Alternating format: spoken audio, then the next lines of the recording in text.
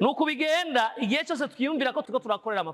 amafaranga turayarondera hakuyashikira kadukwepa birumvikana nago ndababwire ko nimwaba muri ko murakora amafaranga pour votre information nta muzopfa murongo ça c'est biblique proverbe 23:4 gerageza ko paraphraser havuga ngo ne te fatigue pas à courir derrière la richesse cesse même d'y penser l'argent disparaît avant même qu'on ait eu le temps de le voir on dirait qu'il se fabrique des ailes pour s'envoler dans le ciel comme l'aigle ngo ni wirushe ushaka kuba umutunzi ngo reka no kubita ku mwanya uvyumvirako ngo amafaranga cyangwa ubutunzi ngo burambara amababa bukaguruka mu kirere nk'inkukuma ngo buzokamangana utaranabushikira. C'est ça au fait. Mu musicien yumvira ko gukora amafaranga a travaille pour avoir de l'argent byama bigenda gute nuko bigenda